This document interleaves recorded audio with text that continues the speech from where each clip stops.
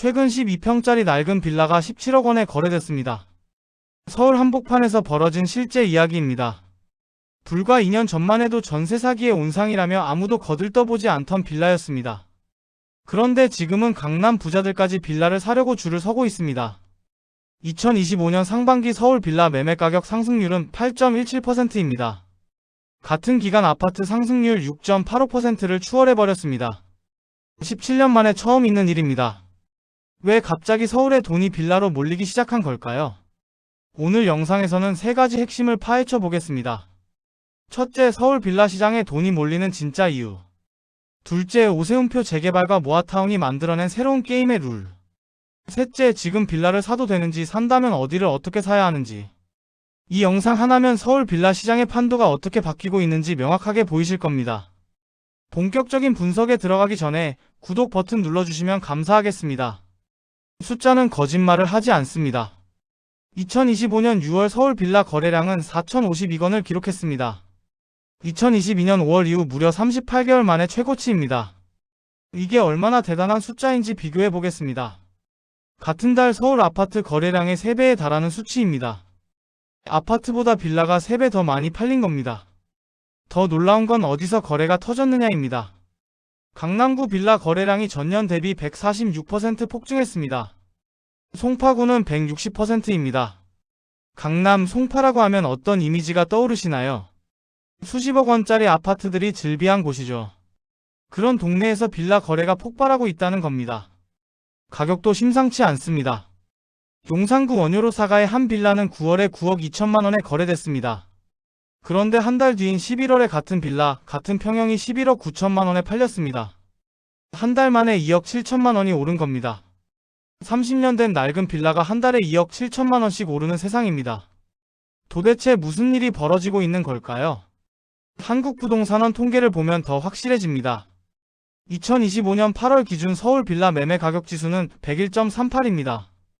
전년 동월 대비 2.29% 상승했습니다. 2.29%가 별거 아닌 것 같죠? 그런데 같은 기간 전국 빌라 평균 상승률은 0.21%에 불과합니다. 서울만 11배 더 오른 겁니다. 전국의 빌라는 제자리인데 서울 빌라만 유독 치솟고 있다는 뜻입니다. 이건 단순한 풍선 효과가 아닙니다. 여기서 잠깐 정리해 드릴게요. 지금까지 확인한 팩트는 3가지입니다. 첫째, 서울 빌라 거래량이 38개월 만에 최고치를 찍었다. 둘째, 강남 송파 같은 핵심 입지에서 거래가 폭발하고 있다. 셋째, 가격 상승률이 전국 평균의 11배다. 그렇다면 왜 이런 일이 벌어지고 있는 건지 그 원인을 하나씩 파헤쳐 보겠습니다. 첫 번째 원인은 아파트 시장의 진입장벽이 너무 높아졌다는 겁니다. 서울 아파트 중위 가격이 10억 원을 훌쩍 넘어섰습니다. 여기에 정부의 대출 규제까지 겹쳤습니다. 6.27 대책 이후 15억 원 초과 주택은 대출 한도가 4억 원으로 제한됐습니다. 이게 무슨 뜻이냐면 15억 원짜리 아파트를 사려면 최소 11억 원을 현금으로 들고 있어야 한다는 겁니다. 맞벌이 부부가 10년을 모아도 쉽지 않은 금액이죠. 비유를 하나 들어보겠습니다. 아파트 시장은 지금 놀이공원 입장료가 100만 원으로 올라버린 상황과 같습니다. 웬만한 사람들은 입장 자체가 불가능해진 거죠.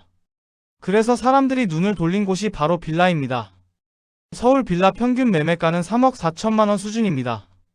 아파트의 3분의 1 가격에 서울에 내 집을 마련할 수 있는 거죠. 그런데 여기서 중요한 게 있습니다. 단순히 싸서 빌라를 사는 게 아닙니다. 두 번째 원인이자 가장 핵심적인 이유는 바로 정비사업입니다. 오세훈 서울시장이 밀어붙이고 있는 신속통합기획과 모아타운 사업 때문입니다. 신속통합기획이 뭘까요? 재개발 사업을 5년 걸릴 걸 2년으로 줄여주는 제도입니다. 서울시가 직접 가이드라인을 제시하고 행정 절차를 간소화해주는 거죠. 2021년 12월에 1차 후보지 21곳이 선정됐습니다. 도봉구 쌍문동, 노원구 상계동, 송파구 마천동, 강동구 천호동 같은 곳들입니다. 이 지역들의 공통점은 전부 노후 빌라가 밀집해 있다는 것. 지금은 낡은 빌라촌이지만 몇 년 뒤면 새 아파트 단지로 바뀌는 겁니다. 모아타운은 더 혁신적입니다. 재개발이 어려운 작은 동네들을 묶어서 대단지 아파트처럼 개발하는 방식입니다. 일반 재개발은 추진위원회 승인, 관리처분인과 같은 복잡한 절차를 거쳐야 합니다. 그래서 보통 10년 이상 걸리는데 모아타운은 이런 절차가 대폭 생략됩니다. 4년에서 6년 정도 사업 기간이 단축되는 겁니다. 실제로 강북구 번동 모아타운은 2022년에 1호로 선정된 뒤 3년 만인 2024년 12월에 착공에 들어갔습니다. 2028년이면 1242가구 규모의 새 아파트 단지가 들어섭니다. 마포구 중동도 2025년 11월에 시공사가 선정됐습니다. 빠르게 돌아가고 있는 겁니다. 이게 왜 중요하냐면요. 지금 3억 원짜리 낡은 빌라를 사면 몇 년 뒤에 10억 원이 넘는 새 아파트 입주권으로 바뀔 수 있다는 뜻이거든요. 비유를 하자면 이렇습니다. 지금 빌라를 사는 건 마치 복권을 사는 게 아니라 당첨 번호가 미리 공개된 복권을 사는 것과 비슷합니다. 물론 리스크는 있지만 방향성은 이미 정해진 거죠. 그래서 강남 부자들까지 빌라를 사러 오는 겁니다. 용산구 원효로사가 빌라가 한 달 만에 2억 7천만 원 오른 이유도 바로 이겁니다. 이 지역이 모아타운으로 지정됐거든요.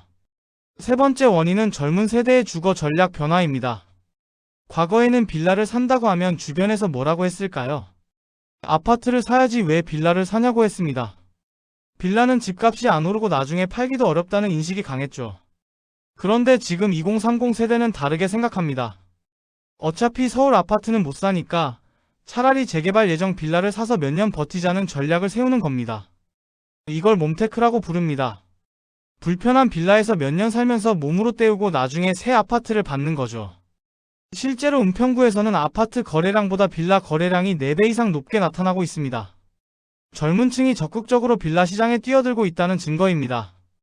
그리고 요즘 신축 빌라들은 옛날 빌라와 완전히 다릅니다. 풀옵션 가전, 세련된 인테리어, 보안 시스템까지 갖추고 있어서 실거주 만족도도 높아졌습니다. 네 번째 원인은 정부의 뉴빌리지 사업입니다. 이건 재개발이 어려운 빌라촌의 환경을 아파트 수준으로 끌어올리는 정책입니다. 뭘 해주느냐고요? 공용주차장, 도서관, 돌봄시설, CCTV 같은 인프라를 국비로 설치해줍니다. 빌라촌인데 아파트 단지처럼 관리되는 환경을 만들어주는 거죠.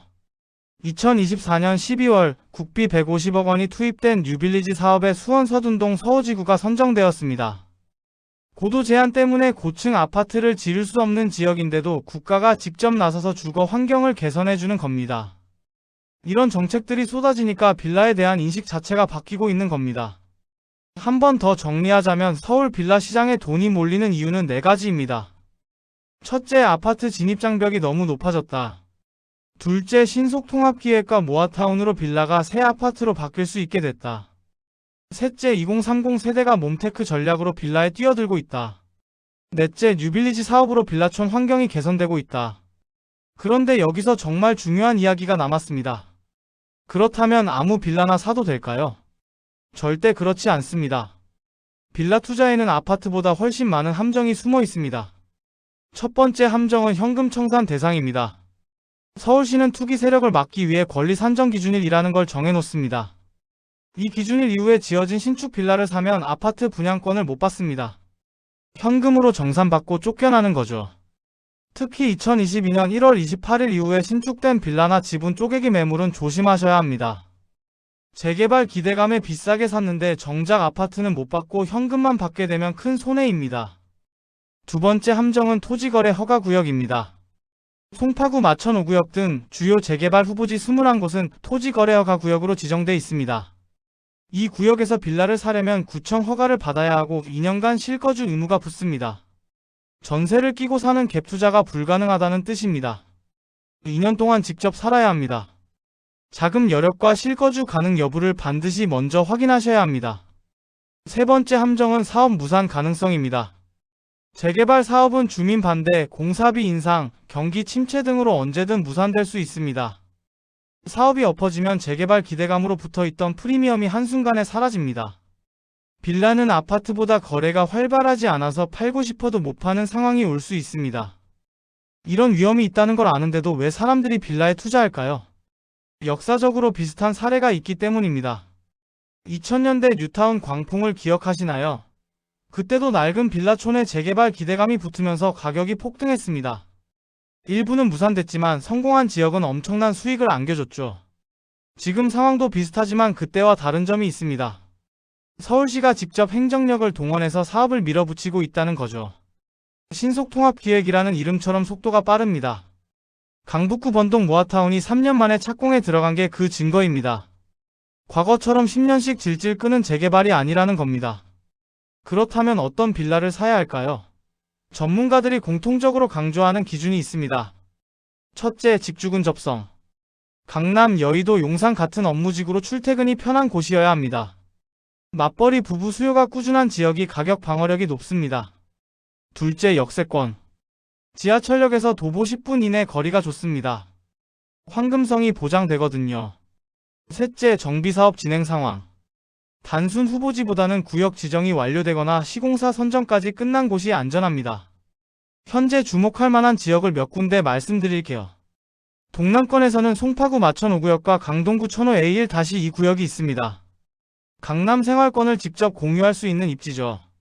서남권에서는 동작구 상도 14구역, 관악구 신림 7구역이 눈여겨볼 만합니다.